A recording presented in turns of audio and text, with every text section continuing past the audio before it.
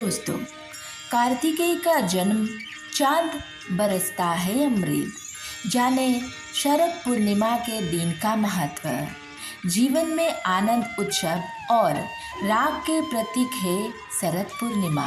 और ये सब जीवन में तभी आते हैं जब आप निरोगी हैं। शरद पूर्णिमा में हमें स्वास्थ्य और निरोग रखने का दिन है। इस दिन चंद्रमा पृथ्वी के सबसे निकट होता है। जीवन में आनंद उत्सव और राग का प्रतीक है शरद पूर्णिमा। और ये सब जीवन में तभी आते हैं जब आप निरोगी हैं।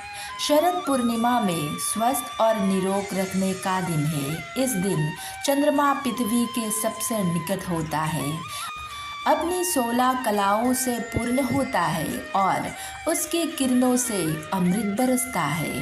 इसीलिए लोग उस रात्रि को खीर बनाकर चंद्रमा की रोशनी में रखते हैं, ताकि उसमें चंद्रमा की सुधामयी किरणों का प्रभाव आ जाए। चंद्रमा का जन्म समुद्र मंथन से हुआ था।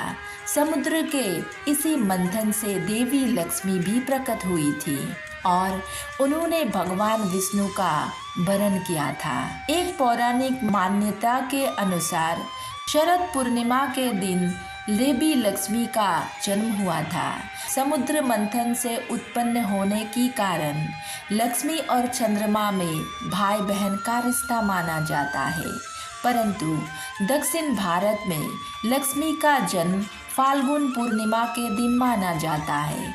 ऐसे कहा जाता है कि शरद पूर्णिमा के दिन देवी लक्ष्मी पृथ्वी पर भ्रमण करने के लिए आती है और धर्मपूर्वक जीवन व्यतीत करने वालों को अपना आशीर्वाद देते हैं।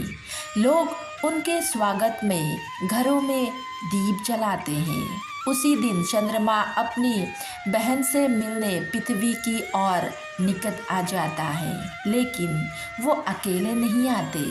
अपने साथ अपनी अमृतमयी किरणों का उपहार भी पृथ्वी वासियों के लिए लाते हैं। शरद पूर्णिमा का एक नाम कोजागरी पूर्णिमा भी है। कोजागर का अर्थ है जो जाग रहा है। इस दिन कोजागर यानी रात भर जाग कर व्रत रखा जाता है। इससे देवी लक्ष्मी प्रसन्न होकर सुख समृद्धि प्रदान करती है। इसे नवान्न पूर्णिमा और कौमुदी पूर्णिमा भी कहा जाता है। शरद पूर्णिमा का महत्व। शरद पूर्णिमा के दिन ही श्री कृष्ण ने महारास रचाया था, इसीलिए इसे रास पूर्णिमा भी कहा जाता है। एक कथा है, कृष्ण ने रास में सम्मिलित होने के लिए देवी पार्वती को निमंत्रण भेजा। पार्वती ने रास में शामिल होने के लिए भगवान शंकर से आज्ञा मांगी। कृष्ण के इस महारास के प्रति शिव भी मोहित हो गए और उन्होंने भी वहाँ पार्वती के साथ जाने का निश्चय किया। लेकिन वृंदावन पहुँचने पर जब उन्हें ये पता चला कि उस महारास में कृष्ण के अलावा अन्य कोई पुरुष शामिल नहीं हो सकता, तो वो एक गोपी का रूप धारण करके उस महारस में शामिल हुए और गोपीश्वर यानी गोपेश्वर महादेव कहलाया। एक मान्यता है कि इस दिन शिव पार्वती के पुत्र कार्तिकेय का जन्म हुआ था, इसीलिए इसे कुमार पूर्णिमा भी कहते हैं।